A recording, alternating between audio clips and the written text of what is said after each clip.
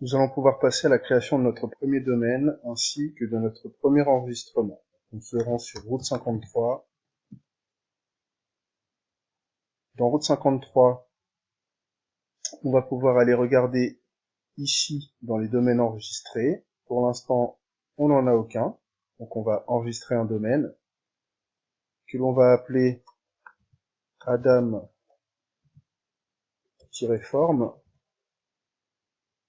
Et donc on va vérifier si ce nom est disponible. Il est disponible, on le rajoute au panier, on voit que cela a une valeur de 12 $ à l'année. On peut l'enregistrer pour une année jusqu'à 10 ans. On continue. Ici, on va saisir nos informations personnelles. Une fois que l'on a saisi nos informations personnelles, ici, on a la possibilité de définir si oui ou non on active la protection de la confidentialité. C'est activé par défaut, donc on va le laisser et on continue. Donc ici, il va y avoir une vérification de l'adresse mail saisie. Donc là, je viens de la recevoir, je vais aller valider. Maintenant que c'est validé, je retourne dans Route 53. Je comprends.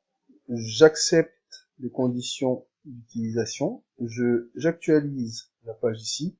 Donc mon adresse est validée, je termine la commande. Et donc, ici, on voit que la commande est en cours de traitement.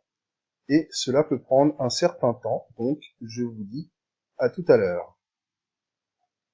Donc là, on voit que c'est en cours, demande en suspens. Une fois que ce sera prêt, ce sera dans domaine enregistré. Mais on y reviendra. Maintenant que notre domaine est enregistré, on va aller pouvoir regarder dans les zones hébergées que nous avons bien une première zone hébergée qui correspond à notre domaine. On va donc cliquer dessus. On arrive donc sur la page de notre zone hébergée adamform.com. On peut avoir un peu de détails sur notre zone, donc l'ID, la description, hébergé par le registraire Route 53, type d'hébergement public, nombre d'enregistrements 2, nombre de serveurs de nom 4. Donc ici, on a bien nos 2 enregistrements, notre serveur de nom, notre autorité ici. Et donc, on va pouvoir créer un enregistrement. On a la possibilité de choisir entre simple, pondéré, la géolocalisation, la latence, le basculement ou des réponses multivaleurs, comme on l'a vu dans le chapitre précédent. On va créer un enregistrement simple dans un premier temps. On va définir un enregistrement simple. On va l'appeler mon premier enregistrement.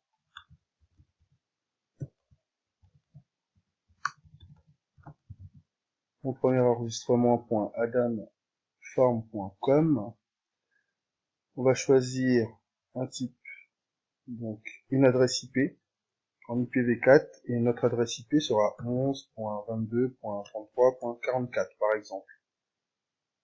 Et au niveau du type d'enregistrement, ce sera un type A.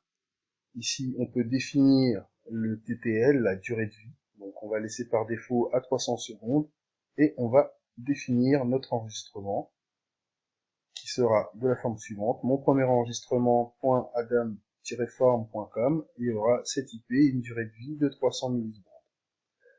On crée notre enregistrement. Donc, on se retrouve ici avec notre enregistrement dans notre zone hébergée. Pour tester cette adresse, on va pouvoir aller dans notre navigateur, tester notre adresse. Mais bon, cela ne va pas fonctionner étant donné que derrière, on n'a aucun serveur qui a cette IP.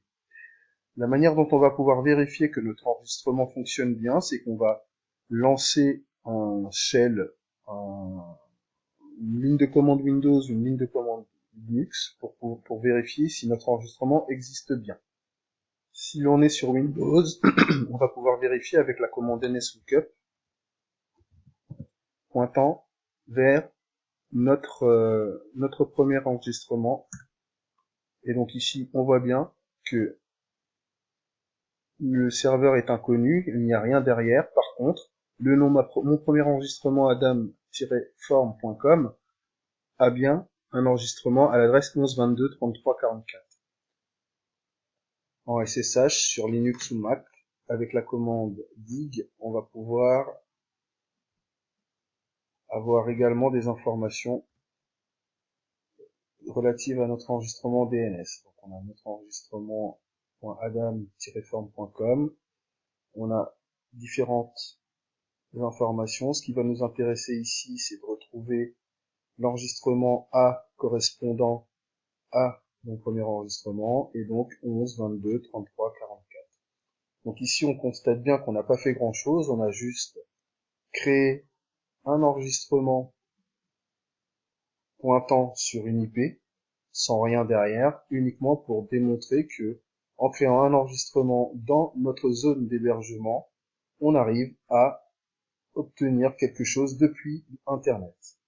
Voilà pour la création d'un premier enregistrement.